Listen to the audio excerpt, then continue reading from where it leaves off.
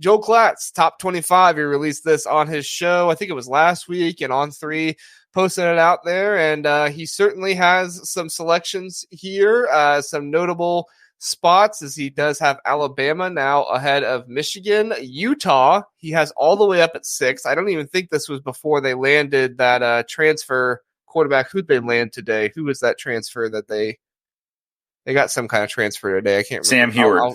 Sam Heward, that's right. The guy from Cal Pony. Penn State right up there with Michigan. Ohio State number 1. I feel like most people are going to have Ohio State, Texas, Oregon, or Georgia number 1 in any of those variations when stuff comes out.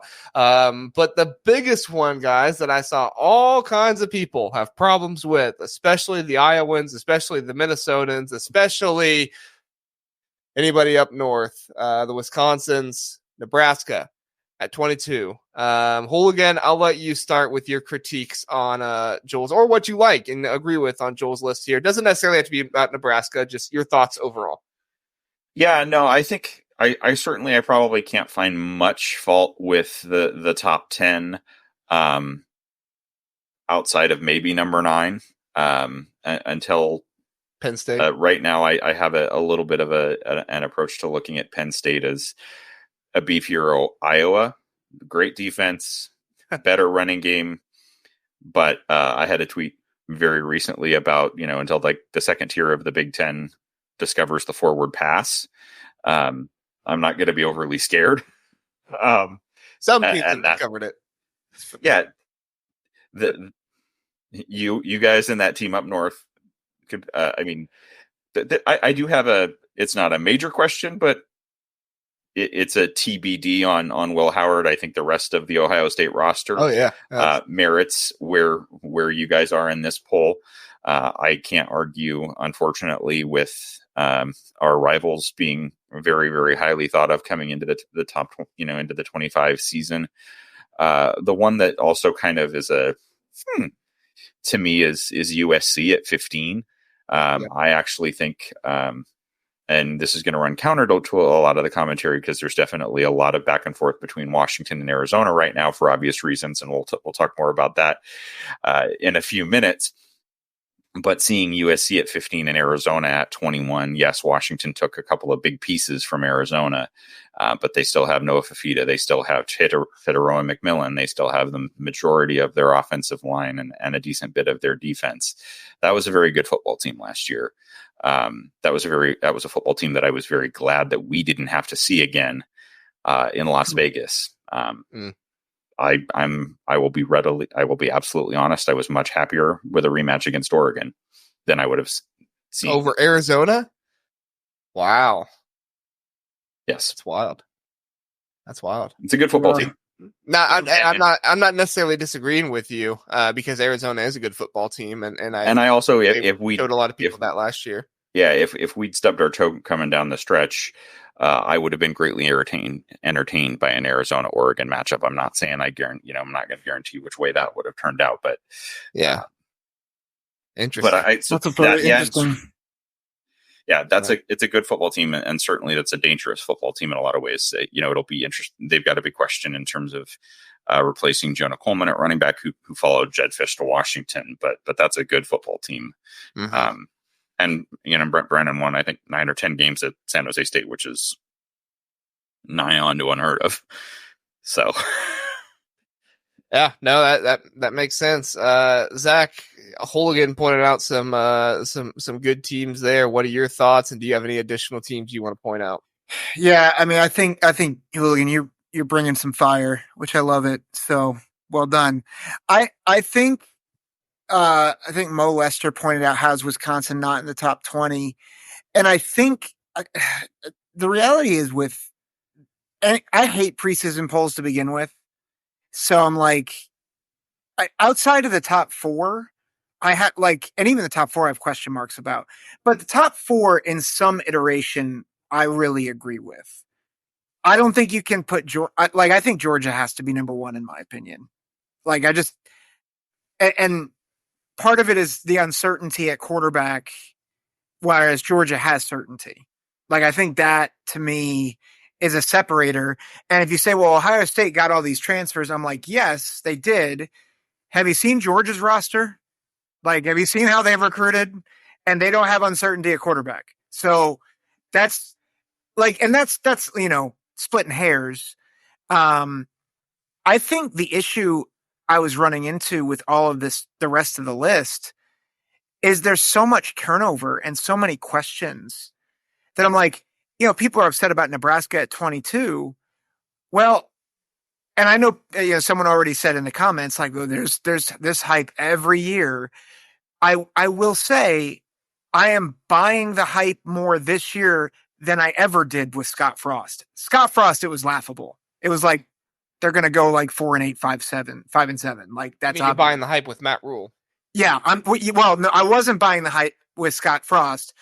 With Matt Rule, I am absolutely buying more of the hype. Should they be ranked? I don't know. But I can understand it. Like, I don't think it's an absurd opinion to think that Nebraska is in the lower part of a top 25. I think a pick that I appreciated. I just had Joel Klatt from 12 Saturdays podcast. He does Iowa. I think Iowa's going to have a good football team this year. Like, I think Iowa's going to fly under the radar. And so them being at 24 feels like a very Iowa thing. And like, I would not be surprised if halfway through the season, you're like, they have one loss to Ohio State and they're ranked in the top 12. How did that happen? It's like, because Kirk Ferentz is Kirk Ferentz. But yeah, I think a lot of these other teams, I'm like, sure, it could work. Also, like, hey, Miami at 18, with some of the talent they got, sure, they could be, or they could be going to the Sun Belt next year. Like, they're just, yeah. Have you seen Cam Ward play quarterback? A lot of interceptions. Yeah, and I mean, they could be very good because he has days where he's very good, and he has days where it's Badger fans don't want to talk about Cam Ward. Hooligan, you're the perfect person for this, because if there are any Ohio State fans out there listening, there are so many Ohio State fans that are fighting about Will Howard shouldn't have taken him, worst dude ever, getting replaced by a freshman. We should have taken Cam Ward, first round pick next year. This guy is electric. He does everything right. Nobody is doing it, yada, yada, yada, yada. Like, all these great things. Hooligan, can you confirm, like, my suspicions? Cam Ward, yes, makes some very spectacular plays, but at the end of the day, he's turnover prone. He makes a lot of aggressive decisions that don't always work out. When they do, they go on the highlight reel. But at the end of the day, I watched Washington State last year, and Cam Ward either won in the game or he lost in the game, at least in my mind. The defense was difficult at times, but at the end of the day, like, Cam Ward either won those games for the teams or he lost the games for the teams. Hooligan, who is right in this situation? Is he a first round pick next year, or are you like me where it's like, yeah, he's the hit? I'm not saying it's. I know enough not to make complete blanket statements. Could he be? Sure. Again, as we talked about earlier, Zach Wilson went second overall, and the NFL is not infallible. But would it surprise me? Yeah, I'd say it would surprise me, particularly with, and I think it's particularly why I would say I would probably, if I was going to bet on it, bet against him being a second round pick or being a Heisman Trophy candidate, is to look at his head coach and look at his most recent pro caliber quarterback who's been better in the NFL than he was playing for Mario Cristobal at Oregon. Yep. It's great point. Great point. And then the other thing, all right, I brought this up, I don't know how many months ago, and I got clowned on Twitter for it, and that's fine. I still believe it. Despite Twitter, whatever, they can say whatever they want. But if we're going to put Michigan at 8, doesn't Washington deserve to be at least in the top 25? Like, come on. No. Like, if Michigan is all the way, I would get it if Michigan was at like 12, 14, 15 or something, but they're in the top 10. You're going to tell me that a top 10 team who lost their head coach, who lost the same amount of production that Washington lost, one returning starter on offense, they lost their star safety, Rod Moore, they lost another star safety, well, not star, but a starting safety in Keon Sabb. They have quarterback questions just like other teams do. Washington doesn't have a quarterback question. They know who their starter is. I mean, that's not tell me if I'm crazy, Hooligan, but shouldn't Washington at least get consideration for the top 25 if Michigan's at 8? I don't actually think I will say I don't have issue with us not being in consideration for the top 25 at this point. I will say that having Michigan at, along those lines, having Michigan at 8, to your point, is probably a bit inflated relative to what yes, they do have some pieces of that defense coming back, notably the defensive line and Will Johnson. And that's not nothing as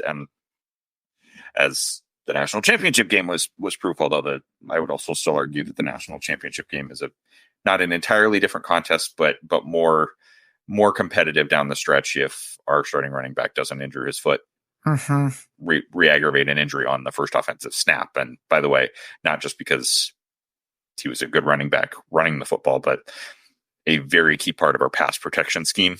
Yep. And you saw Michael Penix have one of his worst days and be uncomfortable because he didn't have that secondary security blanket of Dylan Johnson standing next to him for most of that football game. But I think it's more a case of Michigan being overinflated than Washington being missing right now. There's and I'll certainly cover it as we talk about the spring recap for Washington.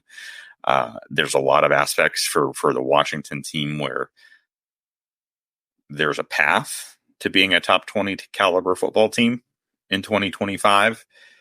Would I say we are one right now? Sight unseen? No. Interesting.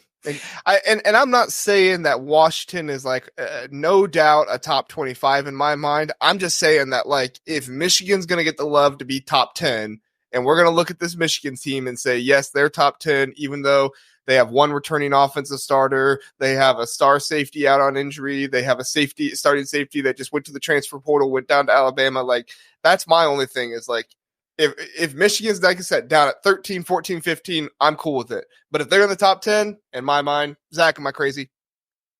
Well, I'll push him a little bit back. Not. I think all of your points are valid. I think I just look at this list. I'm like, who am I putting above Michigan? Like, I don't know if I would want to put Notre Dame. Huh? Missouri is one. I'll put Penn State above Michigan. LSU? Here's my question with all those. Like, they all have pretty big question marks too. Missouri doesn't. Missouri. That's fair. I just think Michigan's defense is something to be reckoned with, and I think they get the national championship bump, and I don't think it's as clear cut. So that would be my pushback. I'm not saying I disagree with you wholeheartedly. I'm just saying I can see the pathway of how you get to Michigan at 8. I think you make good points though. But Missouri is the one where I was surprised how low Missouri was, especially after they destroyed Ohio State's non-existent offensive line in the Cotton Bowl. Yeah. Here's what I would say, if I can make one last comment on from a Washington standpoint. I would say if we had not lost Parker Brailsford to Alabama and the 2 guards to Ole Miss, Washington's in the top 25 right now. Yeah. With the skill position, with what Jed Fish has proven to be as a head coach and an offensive play caller, with what is still, well, I'm going to get ahead of myself if I go too much farther, but I think Parker Brailsford and the 2 guards, we would be a top 25 team, and I wouldn't have any hesitation about that. Yeah. Well, let's just go ahead and we'll get to some comments from this, and then we'll move on to Washington. Then, Zach, you're pissing Dave off. I think it's your Nebraska take. He says, how many badges Nebraska football is it going to take for the so-called experts to get it right? They haven't even made it to a freaking bowl. I love Dave. Dave is awesome. Yeah. And he's not wrong. No, he's not. He's not. But I do think there is a difference.